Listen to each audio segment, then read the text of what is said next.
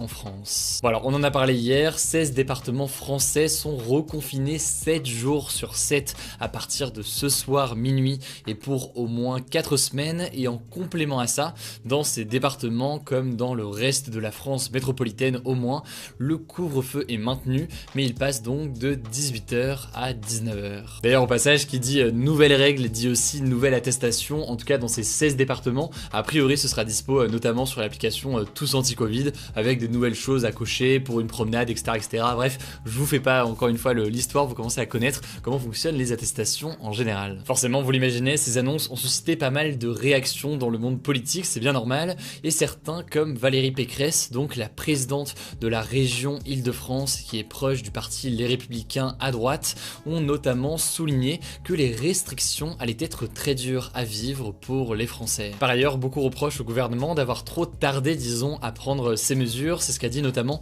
la maire socialiste de Lille, Martine Aubry, qui est donc proche du parti socialiste. Elle va dans le même sens qu'un certain nombre d'épidémiologistes qui en gros disaient que le plus tôt ces mesures de confinement étaient prises, et bien le plus efficace et le plus rapide elles seraient. Alors au-delà des réactions politiques, et comme d'habitude il y en a beaucoup, ces annonces elles inquiètent aussi un certain nombre de Français qui sont directement touchés par ces nouvelles restrictions, et ça concerne évidemment notamment les commerçants. En effet, dans les 16 départements en question, tous les commerces jugés non essentiels vont devoir fermer, et donc en gros c'est tous les commerces sauf les supermarchés, les pharmacies, les librairies, les disquaires et les coiffeurs. Et oui, les coiffeurs restent ouverts, heureusement pour nous, on n'aura pas de coupe bizarre dans les prochaines semaines. Bref, des conséquences économiques évidentes, des conséquences potentielles aussi sur le moral des Français. C'est notamment pour ça que le gouvernement a voulu hier aussi annoncer que on allait pouvoir sortir sans limite de temps autour de chez soi dans un rayon de 10 km si jamais on habite dans l'un de ces 16 départements. On verra donc, cela dit, mais c'est suffisant pour limiter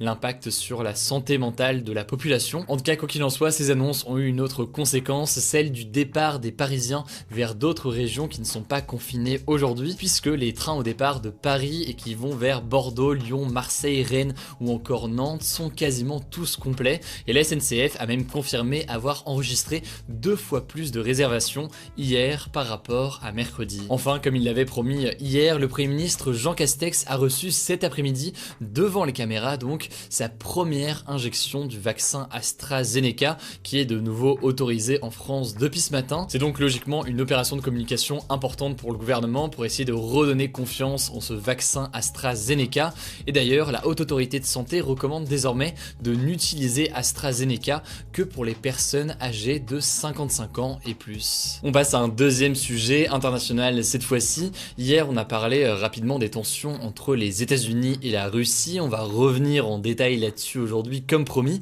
mais on va aussi voir qu'au-delà de la Russie, c'est aussi la Chine qui s'embrouille actuellement avec les États-Unis. Alors du côté de la Russie, je le disais, tout est parti d'une interview du président des États-Unis Joe Biden sur la chaîne américaine ABC, dans laquelle il a qualifié le président russe Vladimir Poutine de tueur, faisant potentiellement donc référence à l'empoisonnement de l'opposant russe Alexei Navalny. You know Vladimir Putin, you think he's a killer? I do. Lors de l'interview, Joe Biden a également ajouté qu'il voulait faire payer au président russe le fait qu'il ait tenté de s'immiscer dans la présidentielle américaine de 2016 et de 2020. En gros, je vous la fais courte, mais la Russie est accusée d'avoir mené plusieurs piratages et créé plein de faux profils sur les réseaux sociaux dans l'objectif de décrédibiliser le camp démocrate de Joe Biden et donc de convaincre les Américains de voter pour Donald Trump. La Russie a toujours nié ces accusations et logiquement Poutine a directement répondu à Biden. Il a d'abord affirmé que ces propos de Biden étaient une attaque contre la Russie, mais il a aussi annoncé donc que l'ambassadeur russe à Washington allait quitter les États-Unis, et c'est plutôt fort comme message parce que évidemment ça montre une hausse des tensions entre les États-Unis et la Russie. En fait, d'après plusieurs experts politiques, ce conflit actuel entre les deux pays, il avantage un peu les deux pays puisque pour la Russie, ça permet de ressouder le pays autour de Poutine contre un ennemi potentiel, les États-Unis. Et du côté des États-Unis, c'est intéressant pour Biden puisque ça le fait apparaître potentiellement comme étant un président qui veillerait à la démocratie, etc.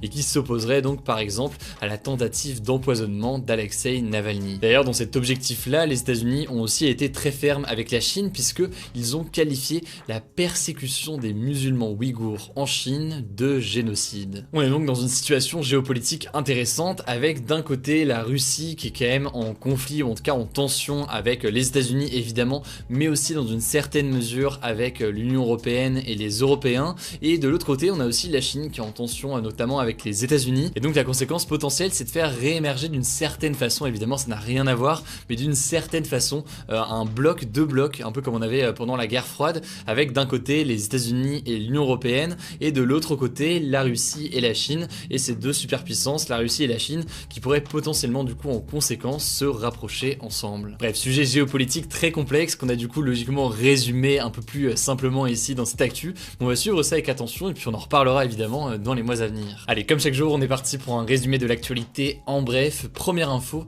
le CSA, donc le Conseil supérieur de l'audiovisuel, a sanctionné la chaîne CNews suite à des propos du journaliste Éric Zemmour. En gros, la chaîne va devoir payer une somme de 200 000 € d'amende à cause donc de propos d'Éric Zemmour, des propos qui concernaient il y a quelques mois les mineurs isolés étrangers lors de l'émission Face à l'info en septembre dernier.